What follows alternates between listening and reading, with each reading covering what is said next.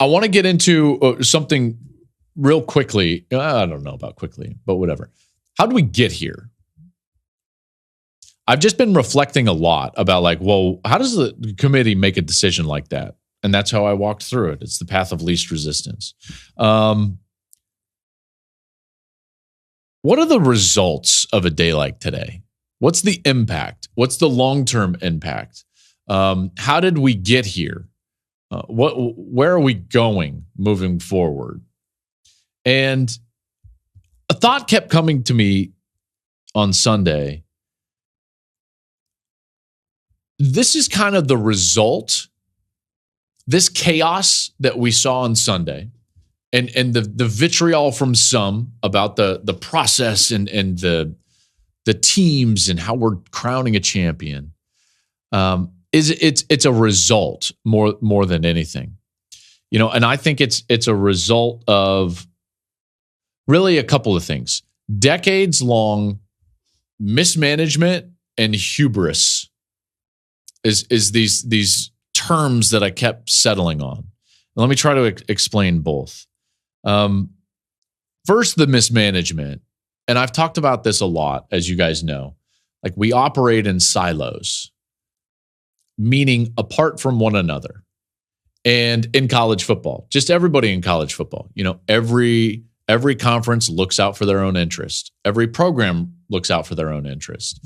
Every conference then enters into its own media deal. They have their own officials. They have their own emphasis of the rules.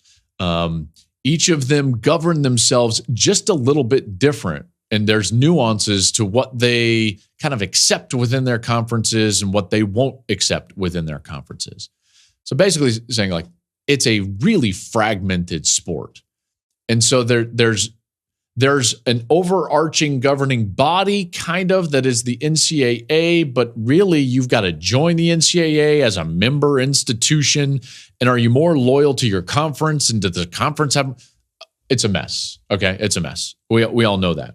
So it's the mismanagement of the structure of the sport, and in part, but it has stayed that way, not just because of mismanagement, but also because of hubris, okay? And the arrogance of college football and intercollegiate athletics, I think, is evident. And this is not accusatory, all right? People in this sport are not bad people. They are great people. Administrators, great people, right? Athletic directors that deeply care about every athlete on their campus. Commissioners and conference offices that deeply care about the intercollegiate athletic experience and trying to do the best for the athletes, right? Like, people are well-intended in this industry, but the industry is built and structured to where it's a power structure, and you want your silo to have the most power. And so this is when the hubris and arrogance start to come out, because it's not looking out for the sum, it's looking out for the parts. You're worried about your orbit in college football, always, and above everything. So let's compare that to what's the best league in the world? The National Football League. Now, soccer fans, you might disagree with me, but listen, for our purposes here, the strongest league in the world in any sport is the National Football League. And the National Football League is what it is because the parts, they acknowledged that the sum had to be greater than the individual parts. It had to reach the goals of what the NFL wanted to be 30 years ago, 40 years ago. Guess what? They realized 50 years ago, as they're trying to merge with the AFL and create this Super Bowl and do all of these, the sum had to be more important than the parts. And they all gave up a little 50 years ago in order to have a lot now. And I would say that the structure of the league, the strength of the league, is in its sum, right? The league is not incredible because of the Buffalo Bills. The NFL is not what it is because of the Denver Broncos. or even the Dallas Cowboys, or maybe even not the New York Giants. No. It's because they all have worked together.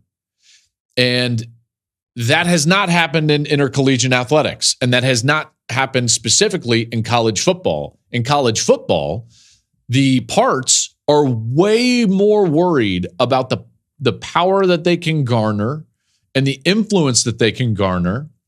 And they will do such at the expense of the sum. And that's how we end up in this situation. And by the way, a playoff just dumped gasoline on that little fire. If that's what intercollegiate athletics was, and in particular college football, was silos of mismanagement and hubris and a power structure that incentivized looking out for yourself and not the sum. Well, guess what the playoff did? It poured gasoline on that.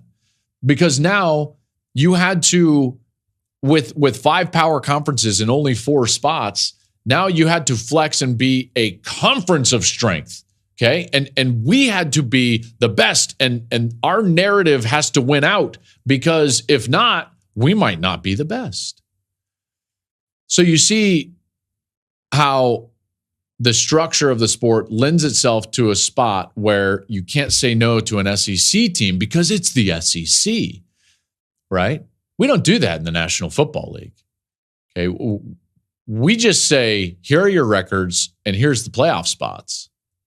Now, hopefully in the future, it'll be a little bit cleaner. I think that there's still going to be a huge argument. There's still going to be the fragmentation. There's still going to be the element of hubris and arrogance. There's still going to be the element of the power structure, because guess why? In a current 12-team format with the rankings that we just got, I believe Oklahoma would just be out. So I'm like, Missouri's in and Ole Miss is in and OU. It's like, sorry, OU, you're just out in a 12-team playoff. Even though that they've got a better overall win than any of the teams that I mentioned, including Penn State, right? So we're just going to be doing this in the future, and someone's going to be left at home, like Florida State is this week, and it's going to be born out of the same power structure, fragmentation. I don't know what the answer is to it. I really don't. I know that the more that we can get to an expanded playoff, the more that we can start thinking about and building things that will benefit the sum rather than just the parts, then the better college football will be. You're looking at a 12-team playoff bracket. If you're watching on YouTube, here's how it would look. It would be Michigan 1. They'd be waiting for the winner of Oregon and Missouri in the 8-9 game. That would be in Eugene. Bama would be 4. They would be waiting for the Florida State Liberty game. That would be in Tallahassee. Texas would be 3. They would be waiting for the Georgia Ole Miss winner. That would be in Athens. And then Washington would be 2, waiting for the Ohio State Penn State winner. That game would be in Columbus. Now, those seeds are off. I think that's obvious. They wouldn't play Georgia and Ole Miss in the first round and Ohio State and Penn State in the first round. Those would be a little bit different in order to avoid some of those matchups. But that's kind of a rough sketch of what we would have in a 12-team playoff. Guess who I don't see? Oklahoma, right? So then you would get into the same arguments that we're getting into right now. And what we do need to do, and I've been arguing this for a long time, we need to increase the number of variables.